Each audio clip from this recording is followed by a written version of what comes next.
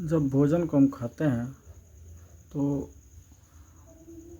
दांतों के द्वारा जो कुतर करके छोटे छोटे टुकड़ों में बांटते हैं। बांटने के बाद उसमें लुगदी बन जाती है मुंह में लार के माध्यम से, और उसके बाद आते हैं ग्रसने में। ग्रसने से सीधा आते हैं ग्रास नाल में। ग्रास नाल से होती हुई फिर से आता है यहाँ पे अमाशय में। अमाशय में जो होता है इसमें होता है जठर रस। जठर रस क्या करता है, उसमें भोजन को पचाता है। और जठर रस में पेप्सिन, रेनिन, लाइपेज होते हैं। उसमें प्रोटीन, दूध, वसा पचाने में सहायक होता है। इसके बाद यहाँ से भोजन आता है यहाँ पे ग्रहणी में। शेष भोजन यहाँ पे कुछ पच जाता है, फिर से उसके बाद आता है ग्रहणी में। ग्रहणी में क्या होता है, ग्रहणी में होता है ट्रिप्सिन, माइलेज और लाइपेज नामक एंजाइम होते हैं, और वो क्या करते हैं, प्रोटीन के अवयव को, मंड तथा इसके अवयव को तथा वसा को पचाते हैं। उसके बाद भोजन जाता है। अब यही ग्रहणी में ही क्या होता है, यहाँ पे होता है आपका पित्ताशय। यह होता है यकृत। यकृत क्या करता है, पित्त रस का निर्माण करता है, और वहाँ से होता है स्टोर होता है पित्ताशय में। और पित्ताशय से फिर से यहाँ से ग्रहणी में आता है पित्तरस। पित्तरस जब यहाँ पे आता है तो पित्तरस ग्रहणी में कुछ भोजन को पचाता है। और ग्रहणी में जो होता है एंजाइम, उस एंजाइम का नाम है ट्रिप्सिन, एमाइलेज और लाइपेज। और ये प्रोटीन के अवयव को, मंड तथा इसके अवयव को और वसा को पचाता है। इसके बाद भोजन आता है छोटी आंत में। छोटी आंत में सबसे ज़्यादा टाइम रहता है भोजन, और यहाँ पे छोटी आंत में erepsin, maltase, lactase, sucrase, lipase नामक एंजाइम होते हैं। ये छोटी आंत में सब होते हैं। यहाँ प्रोटीन के शेष अधपचे अवयव माल्टोस, लैक्टोस, सुक्रोस, वसा आदि का पाचन होता है। इसके बाद से जो भोजन होता है वह भोजन आता है बड़ी आंत में। और बड़ी आंत में क्या करता है, जो उसमें जल होते हैं भोजन में, उसको सेक लेता है, और इसके बाद सीधे जो अधपचा भोजन होता है गुदा द्वारा बाहर निकल जाता है। इसको हम समझेंगे। अब इसी को हम विस्तृत रूप में पढ़ेंगे। जंतु तथा मानव में पाचन के चरण होते हैं। अंतःग्रहण। अंतःग्रहण जो होता है, भोजन को शरीर के भीतर यानी आहार नाल में पहुंचाने की प्रक्रिया को अंतर्ग्रहण कहते हैं। उसके बाद पाचन। पाचन क्या है, ठोस। पहला अंतर्ग्रहण हो गया, दूसरा चरण हो गया पाचन। ठोस, जटिल, बड़े बड़े अघुलनशील भोज्य अणुओं का विभिन्न एंजाइमों की सहायता से तथा विभिन्न रासायनिक क्रियाओं द्वारा तरल, सरल, छोटे छोटे घुलनशील अणुओं में निम्नीकरण को पाचन कहते हैं। पाचन की परिभाषा हो गई। तीसरा होता है अवशोषण। कोशिकाओं द्वारा पचे हुए भोजन को अपने भीतर सोख लेने की प्रक्रिया अवशोषण कहलाती है। उसके बाद आता है स्वांगीकरण। कोशिकाओं के भीतर पचे हुए भोजन से नए जीव द्रव्य के संश्लेषण की प्रक्रिया या फिर संचित भोजन का ऑक्सीकरण के फलस्वरूप ऊर्जा मुक्ति की प्रक्रिया को स्वांगीकरण कहते हैं। उसके बाद आता है बहिष्करण होता है, मल के रूप में अनपचे भोजन के शरीर से बाहर त्याग करने को बहिष्करण कहते हैं। मल के रूप में अनपचे भोजन के शरीर से बाहर त्याग करने को परिष्करण कहते हैं।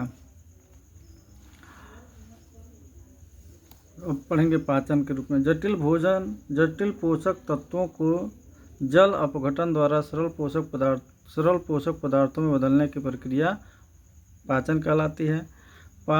मानव में पाचन की क्रिया इसके बाद आता है। मनुष्य में पाचन तंत्र में एक लंबी आहार नलिका होती है, 8 से 10 मीटर लंबी होती है, और मुख से गुदा तक फैली होती है। इस आहार नाल के विभिन्न भागों में निम्न प्रकार से भोजन का पाचन होता है। इसमें पहला है मुख में पाचन, यानी पाचन जो होता है मुख से ही स्टार्ट हो जाता है। मुंह में दांत भोजन के छोटे छोटे कणों में तोड़ते हैं, जो कि जैसा कि पहले बताया गया है वही हम इसको इस रूप में लिखेंगे। मुंह में दांत भोजन के छोटे छोटे कणों में तोड़ते हैं और जिह्वा लार की मदद से भोजन को अच्छी तरह मिलाती है एवं भोजन को लसलसा बनाती है। यहाँ लार में उपस्थित एंजाइम लार एमाइलेज या टायलिन मंड या स्टार्च कणों को शर्करा में बदल देता है। यानी जो मुंह में होता है एमाइलेज या और टायलिन मंड या स्टार्च को किसमें बदलता है? शर्करा में। 1 नंबर में क्वेश्चन आ सकता है। अब आता है ग्रसिका। उसका भोजन कहा जाता है ग्रसिका में। ग्रसिका जो है यहाँ पे है, यह है ग्रसिका, यह है ग्रसिका। ग्रसिका यहाँ पे होती है, ठीक है, यह है ग्रसिका यानी ग्रसनी जिसे कहते हैं। यह भोजन को अमाशय के भीतर धकेलने में सहायता करती है। ग्रसिका के पेशियों का क्रमोत फैलना एवं सिकुड़ना क्रमाकुंचन कहलाता है। जैसे भोजन जब जाता है ग्रसिका में, ग्रासनली में, तो ऐसे ऐसे करके वो आगे बढ़ता है, ऐसे ऐसे करके आगे बढ़ता है। सिकुड़ना क्रमाकुंचन कहलाता है। ग्रसिका में किसी भी प्रकार का पाचन नहीं होता है। ग्रसिका में किसी भी प्रकार का पाचन नहीं होता। अमाशय में पाचन तीसरा आता है। अमाशय जो है, अमाशय आपको बताया गया है, अमाशय है ये, देख रहे हैं ये अमाशय है। जे आकार की एक संरचना होती है, ये अमाशय है, ठीक है, ये वाला पार्ट अमाशय है। यह जे आकार की थैलीनुमा संरचना होती है। भोजन के अमाशय में प्रवेश करने पर जठर ग्रंथियाँ उत्तेजित होकर जठर रस का स्रावण करती हैं। जठर रस में 97.99% जल श्लेष्म बहुत सुंदर नाम है श्लेष्म, लेकिन इसका मतलब जो होता है हम लोग भोजपुरी भाषा में पोंटा कहते हैं, यानी भोजपुरी भाषा में हो गया पोंटा, जिसे इंग्लिश में कहते हैं म्यूकस। जो नाक से चिपचिपा पदार्थ निकलता है वही श्लेष्म कहलाता है। श्लेष्म होता क्या है? जठर रस में 97.99% जल श्लेष्म HCl यानी हाइड्रोक्लोरिक एसिड तथा पेप्सिन एंजाइम होते हैं। वयस्क मनुष्य में रेनिन का अभाव होता है। HCl की उपस्थिति के कारण जठर रस अम्लीय होता है। इसमें है HCl का कार्य क्या है?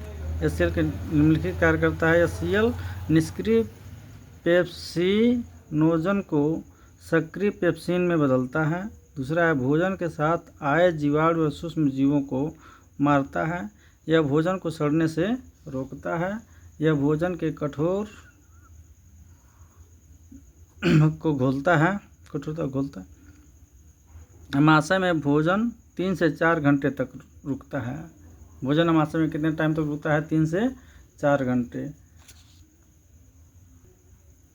अधपचा भोजन धीरे धीरे ग्रहणी में धकेल दिया जाता है। चौथा आता है ग्रहणी व क्षुद्रांत में पाचन। छोटी आंत आहार नाल का सबसे बड़ा भाग होता है। यह अधिक कुंडलित होती है। भोजन का पाचन मुख्यतः क्षुद्रांत के ग्रहणी भाग में होता है। छोटी आंत में कार्बोहाइड्रेट, प्रोटीन व वसा का पूर्ण पाचन हो जाता है। ग्रहणी में पित्त रस एवं अग्नाशयी रस भोजन में मिल जाते हैं। क्षुद्रांत की दरारों से अंतरीय रस का स्रावण होता है, तो पित्त रस। यह वसा का इमल्सीकरण करता है। यह काइम यानी भोजन की लुगदी की अम्लता को समाप्त करके उसे क्षारीय बनाता है तथा आंत की क्रमाकुंचन गति को बढ़ाता है। पित्त लवण कोलेस्ट्रॉल को घुलनशील बनाए रखता है। इसमें कोई एंजाइम नहीं पाया जाता है। उसके बाद होता है बृहद्रांत यानी बड़ी आंत। बड़ी आंत अधिक चौड़ी तथा छोटी आंत की तुलना में कम लंबी होती है। बिना पचा हुआ भोजन बृहद्रांत में भेज दिया जाता है। अधिसंख्य दीर्घ रोम इसमें उपस्थित जल का अवशोषण कर लेते हैं। शेष पदार्थ गुदा द्वारा शरीर के बाहर मल के रूप में त्याग दिया जाता है। इस क्रिया को बहिक्षेपण कहते हैं।